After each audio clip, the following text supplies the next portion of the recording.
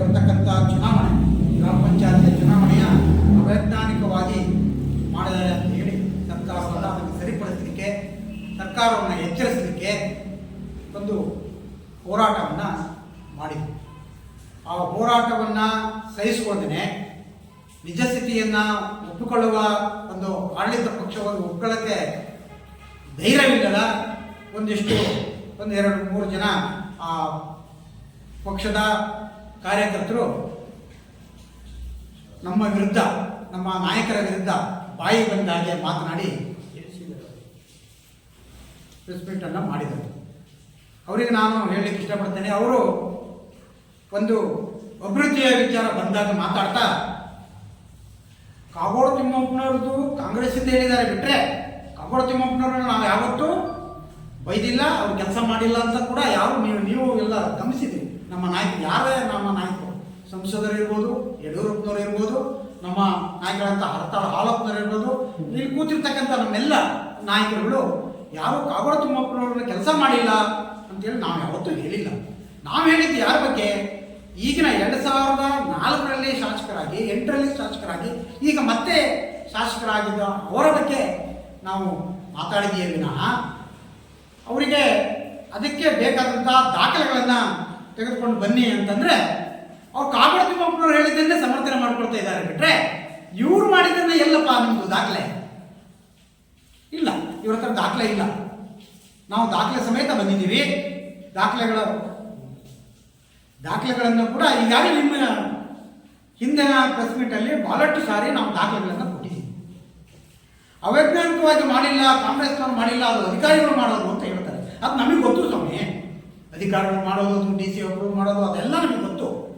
ಆದರೆ ನೀವು ಮಾಡಿರ್ತಕ್ಕಂಥ ಅವೈಜ್ಞಾನಿಕ ಅಂತ ನಮ್ಮ ಭಾಷೆಯಲ್ಲಿ ನಾವು ಮೇಲ್ನೋಟಕ್ಕೆ ಅದು ನೋಡಿದಾಗ ಒಂದು ಗ್ರಾಮ ಪಂಚಾಯತಿಗೆ PCMA ಎಷ್ಟು ಇರಬೇಕು, ಮಹಿಳೆಯರು ಎಷ್ಟು ಇರಬೇಕು, SC ST ಇರಬೇಕು, ಅದನ್ನು ಮಾಡಿದ್ದೀರಿ.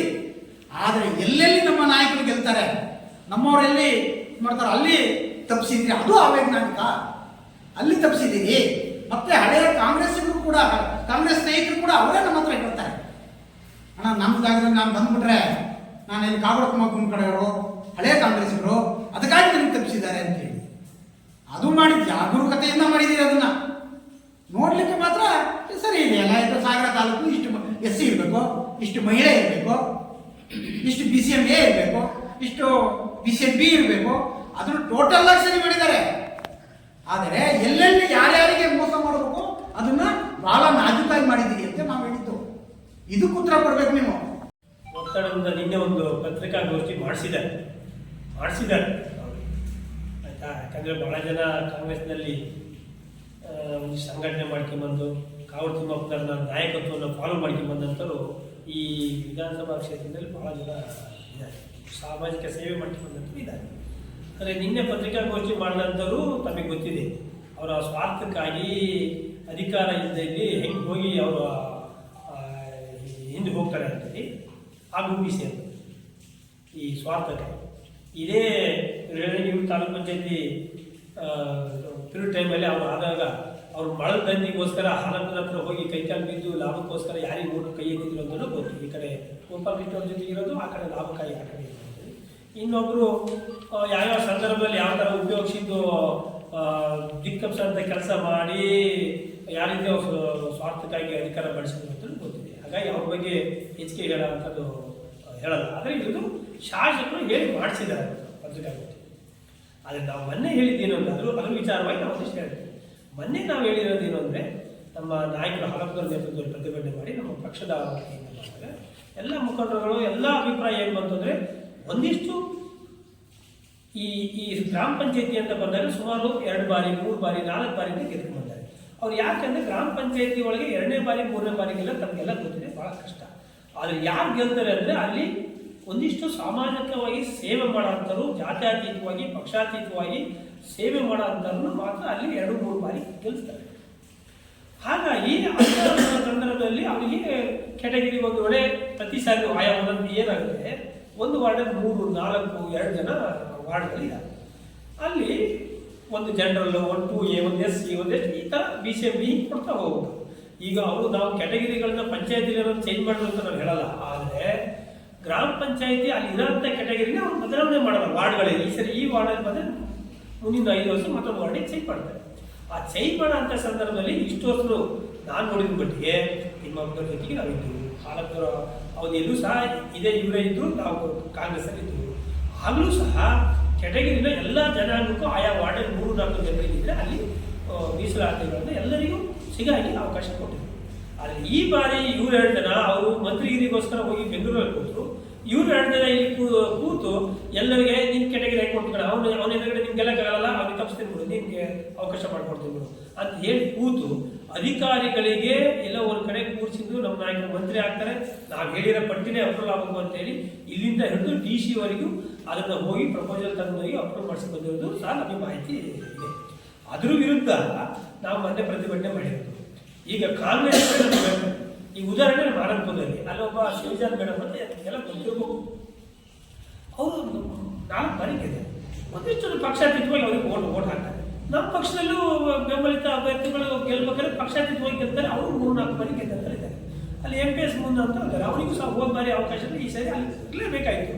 ಅವ್ರು ಬಂದರೆ ಉದಾಹರಣೆ ನಾನು ಹೇಳಿರೋದು ಈ ಥರ ಪ್ರತಿ ಗ್ರಾಮ ಪಂಚಾಯತಿಗೆ ನಮ್ಮ BJP ಅವರು ಒಂದಿಷ್ಟು ಸೇವೆ ಮಾಡೋಂಥವರಿಗೂ ಇದು ಮಾಡಿದರೆ ಕಾಂಗ್ರೆಸ್ಸಿನ ಮೂಲ ಬೆಂಬಲಿಗರು ತಿಮ್ಮಪ್ಪನ ಬೆಂಬಲಿಗರು ಮಾಡಿದ್ದಾರೆ. ಅದು ಯಾಕೆ ಕಾರಣ ಅಂದರೆ ಈ ಗೋಪಾಲಕೃಷ್ಣನ ನಾಯಕತ್ವವನ್ನು ಅವರು ಒಪ್ಪಲ್ಲ. ಮೊನ್ನೆ ಅನಿವಾರ್ಯ ಕಾಂಗ್ರೆಸ್ ಪಕ್ಷ ಅಂತೇಳಿ ಕಾವಲ್ ತಿಮ್ಮಪ್ಪನ ಹೇಳಿದ್ರು ಅಂತ ಅವ್ರಿಗೆ ಸಪೋರ್ಟ್ ಮಾಡಿದ್ರು. ಈಗ ಇವರ ನಡವಳಿಕೆ ನೋಡಿ ಇವರ ಅಭಿವೃದ್ಧಿ ಬಗ್ಗೆ ಚಿಂತನೆ ನೋಡಿ ಅವ್ರು ಯಾರು ಸಹ ಇವ್ರ ನಾಯಕತ್ವವನ್ನು ಒಪ್ಪಲೇ ಇಲ್ಲ. ಆ 2-3 ಜನ ಸ್ವಾರ್ಥಕ್ಕೋಸ್ಕರ ಅವ್ರನ್ನ ಏನು ಹೇಳಿ ಹೊಗಳಿದ್ರು ಸಹ ಈ ಕ್ಷೇತ್ರದ ಜನರಿಗೆ ಗೊತ್ತಿದೆ. ಆದರೆ ಚುನಾವಣೆ ಅಂತ ಸಂದರ್ಭ ಬಂದಲ್ಲಿ ಒಂದೊಂದ್ಸರಿ ಎಷ್ಟೋ ಸರಿ ಅಭಿವೃದ್ಧಿ ಮಾಡಿಕೊಡ್ಬೇಕಾಗುತ್ತೆ. ಈ ರಾಜ್ಯದಲ್ಲಿ ಅತಿ ಹೆಚ್ಚು ಅಭಿವೃದ್ಧಿ ಮಾಡಿದಂಥವ್ರು ಭ್ರಷ್ಟಾಚಾರ ಇಲ್ಲ ಅಂತಲೇ ಸೋತಂತೆ ಭಾಳ ಉದಾಹರಣೆ ಇದೆ ಕೆಲವು ಸಂದರ್ಭದಲ್ಲಿ.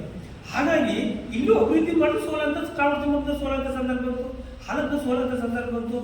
ಆದರೆ ಅದು ತಾತ್ಕಾಲಿಕ ಆಗ್ಬೋದು.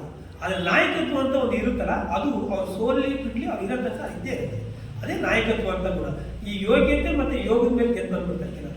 ಈ ಯೋಗದ ಮೇಲೆ ಗೆಲ್ಲರು ಇದೇ ಥರ, ಯೋಗ್ಯತೆ ಮೇಲೆ ಗೆಲ್ಲರು ಅವ್ರ ನಾಯಕತ್ವ ಅವ್ರ ಅಧಿಕಾರ ಇರಲಿ ಶಾಶ್ವತ ಇರುತ್ತೆ.